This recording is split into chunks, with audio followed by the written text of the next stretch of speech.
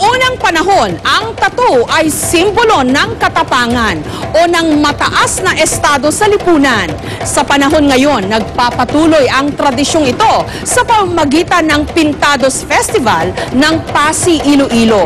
Pero di mo na kailangan pang magpatattoo para makisaya rito. Ordinaryong pintura lang, pwede na.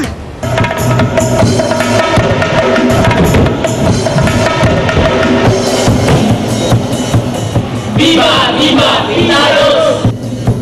Ang nagsilbing canvas ng 8 artist na ito sa Pasig City Plaza sa Iloilo, hindi basta-basta papel, tela o pader lang. Sa halip, matitipunong katawan ng mga kalalakihan. Gamit ang henna, magpapagalingan sila sa Pintalawas Body Painting Competition para sa 14th Pintados de Pasig Festival.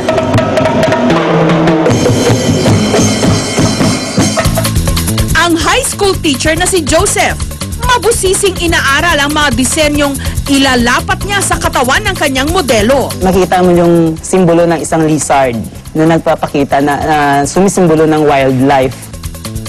Tapos yung zigzag signifies the mountains, valleys, land of Pasig. Yung curve, mga bulubundukin. Tapos yung wavy line, water. Si Joseph kasi ang matunog na contestant sa patimpalak na ito. Sa 6 na taon niyang pagsali sa Pintalawas, 4 na magkakasunod na taon siyang nagcha-champion. Hindi biro magpinta sa katawan ng tao, lalo pat inaabot ito ng maghapon. Kamusta sir? Di ba nakakawit? Di ba nakakawit? Nakakawit. So taste lang talaga. Ang mga modelo naman, kung hindi pinagpapawisan, nangangawit. Kaya ang turing sa kanila, daig pa ang maharlika, laging pinapaypayan. Medyo mainit. Ito raw ang paraan ng mga tiga-Pasig para patuloy na maitatak sa isip ng bawat Ilonggo ang mayaman at makulay nilang kultura ng pagtatatu. Dahilan para tawagin silang Pintados ng mga Kastila noon. Itong mga pintados na to, itong mga tao na mayroong mga marka sa kanilang mga katawan, it make it an adornment on their selves. No? The women have their pintalawas, and of course the gentlemen as a sign of their bravery and position probably in their community. Matapos ang maghapong tatuan sa plaza, rumampa kinagabihan ang mga modelo para kilalanin ang magiging Ginoong Pintados. I'm Rodrigo Llado, 21, representing Tribo Pula-Pula. This is K.O. Palma, 18, and I am proud to represent my tribe, our tribe, Tribo Halawi. Amanse, Pasig, Amanse. Nagkaroon ng talent portion.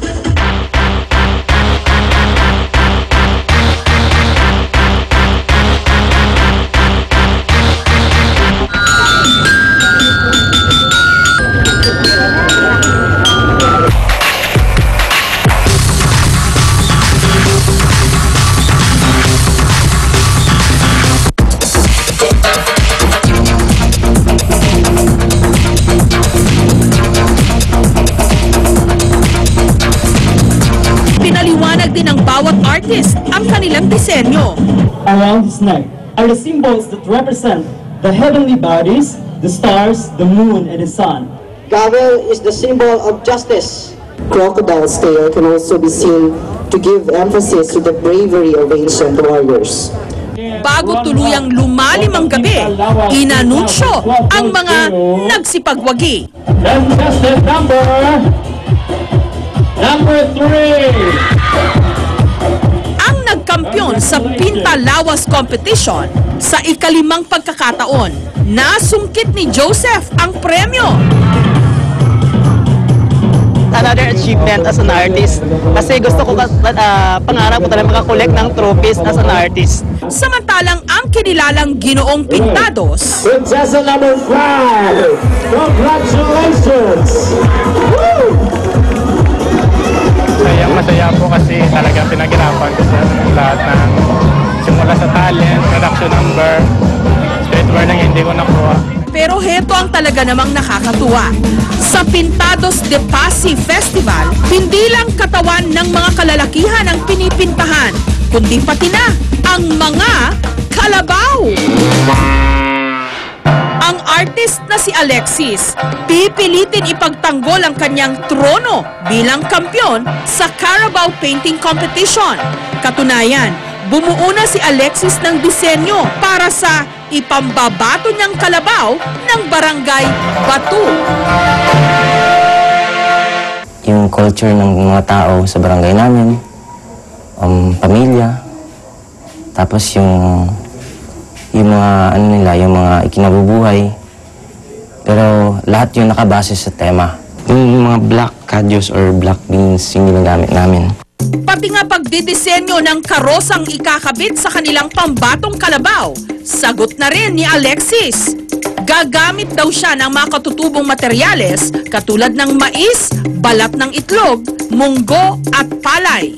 Mag-grand slam kami. Yung unang sali namin dito, second lang kasi medyo nagka-problema ng konti. Tapos since a year after nun, yun, panalo na champion. Ang ipinagmamalaking artist naman ng Barangay Hines Viejo na si Jojo, hindi raw ang matutulis na sungay ng kalabaw ang kanyang pinangingilagan, kundi ang mahahabang balahibo nito. Kung mahaba yung yung balahibo, medyo mahirap po na pinturahan yun. Kasi yung brush kasi kailangan matigas. Yung pang base natin, yung latex paint na white. Maaari raw umabot ng 2 hanggang 10 oras ang pagpipinta sa katawan ng isang kalabaw. Kaya 2 araw bago pa ang contest, rumaratsyada na si Jojo. Una munang ginuhitan ni Jojo ng pattern ang katawan ng kalabaw at saka pinahira ng pinturang puti. Kailangan din daw ng 2 taong tagahawak ng kalabaw. Isa sa ilong at isa sa buntot. Ito yung mahirap pag gumagalaw yung canvas mo. Masisira yung detalye ng gawa mo. Yung ginagawa ko ngayon, hindi ko masyado dinidiin yung yung brush. Kasi pag gumalaw, may backup ka eh.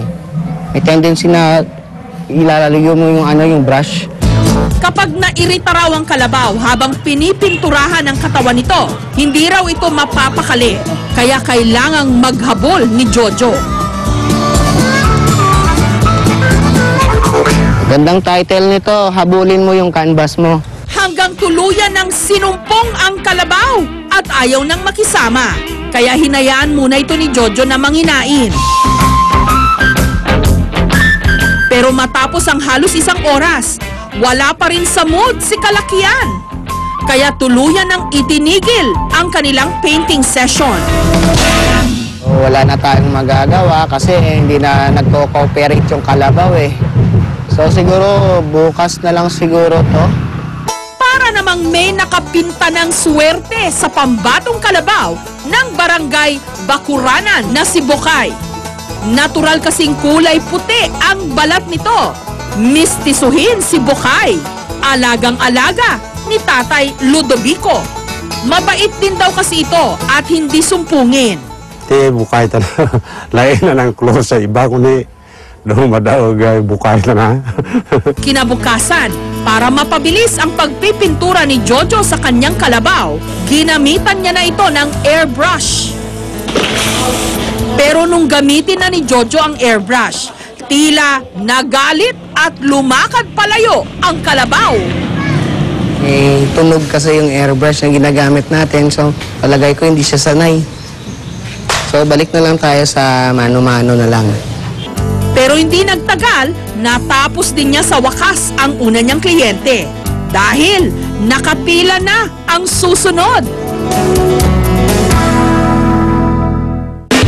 Samantala, sa Barangay Bakuranan, sinimulan na rin ang pagpipinta kay Bokay para masiguro na magpapantay-pantay ang mga kulay na ipapahid dito. Kahit puti na ang mismong balat nito, pininturahan pa rin siya ng base paint. Nung lumalim na ang gabi, hindi pa rin tapos pinturahan ang katawan ni Bokay. Kaya lalamayin na raw nila ito hanggang matapos. Siguro mga hanggang 3 ako. 3 a.m. Gabi na nung nakapagsimula si Alexis na ayusan ang kanilang kalabaw. Sa katagalan din ng pagpipinta kasi hindi siya pwedeng umalis dito kaya naturally dito siya maiihi. Tsaka minsan madudumi din, kagaya ngayon yan, nakadumi siya. Biyernes ng umaga, kalsada ng Pasig City, ang 51 kalahok na kalabaw.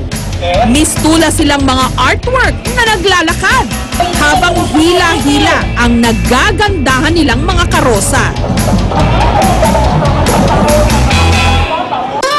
Karamihan sa mga disenyo ng kalabaw, mga produkto at kaugalian ng mga paasinhon. Kahit bukas pa iaanunsyo ang mga magwawagi, may kanya-kanya ng manok, kalabaw ang mga turista at mga tigapasi. Barangay Alimuno. Po. Bakit? Kasi astig siya. We can only imagine that this might be very stressful for them, the festivities and the crowd, and not to mention the irritants ng paint that's used on them. So these carabaos are very peaceful and quiet, gentle creatures. So they would always prefer to be in their natural environment. These are water-based paints, no? And we have been doing this for the past 14 years. Yung lahat naming tribes member na nag-perform, meron silang mga tattoo, and everybody else, there is no complaints whatsoever. May mga tradisyon mang pilit binubura ng modernisasyon. Sa pagtutulungan ng tao at hayop, asahan nating mananatiling nakatatak at patuloy na magbibigay kakilanlan sa napakakulay nating kultura.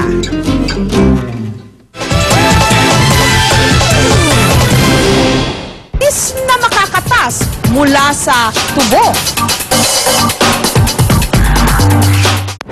Iba-iba man ng sitwasyon, iba't ibang paraan ng pagtulong.